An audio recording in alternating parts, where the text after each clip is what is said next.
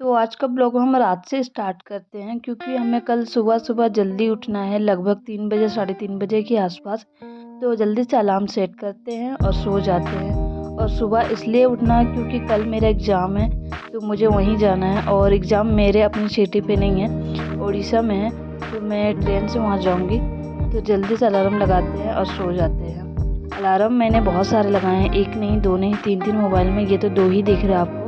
और तीसरा मोबाइल दीदी के पास है क्योंकि वो भी जा रही है, तो उसने भी अलार्म लगा के सो गई।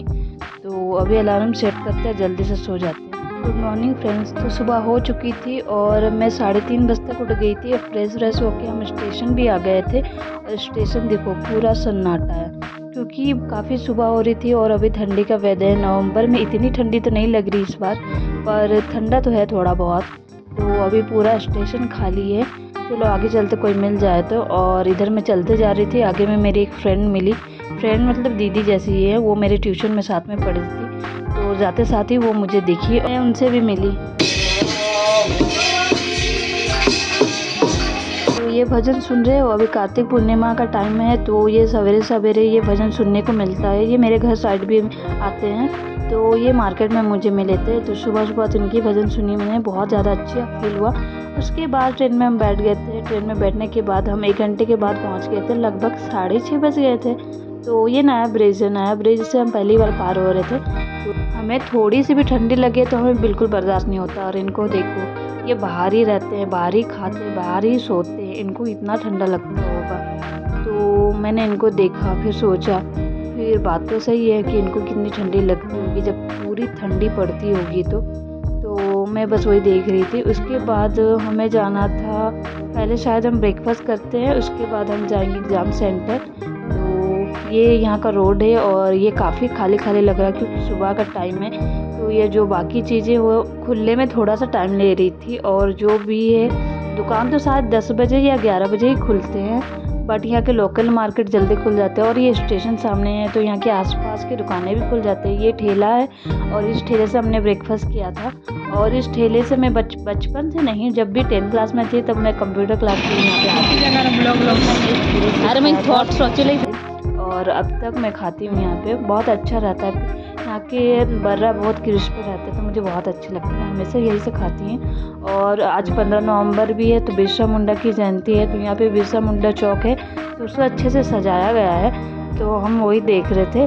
तो ये सब देखने के बाद तो हमें ऑटो लेना था, बट हमने ऑटो नहीं लिया क्योंकि काफ़ी सुबह हो रही थी और एग्ज़ाम 7:45 से एंट्री टाइम था 8:30 तक।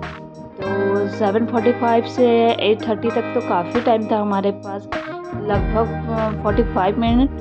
तो हमने सोचा कि इतना टाइम हम जाएंगे तो शायद 10 या 15 मिनट में हम पहुंच जाएंगे ऑटो से। तो हमने सोचा कि हम पैदल ही चलते हैं। और ये आगे हमारे जो जा रहे हैं वो भी एग्ज़ाम सेंटर ही जा रहे थे पैदल।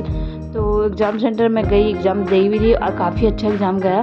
शायद मुझे थोड़ा और भी अच्छा करना चाहिए था क्योंकि काफ़ी अच्छा क्वेश्चन था, बट नेक्स्ट टाइम हम और अच्छे से ट्राई करेंगे। और हमारा एग्ज़ाम तो हो गया। उसके बाद आई थिंक 10 या फिर 11 टाइमिंग में किसी और का भी एग्ज़ाम था दूसरे शिफ्ट में, तो वो एग्ज़ाम के लिए आ रहे थे और हमारा छुट्टी हो रहा था।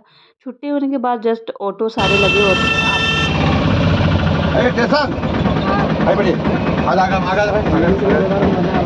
तो ये ऑटो ज़्यादातर स्टेशन या फिर कोई भी चौक साइड पे लेके पहुंचा ही देते हैं।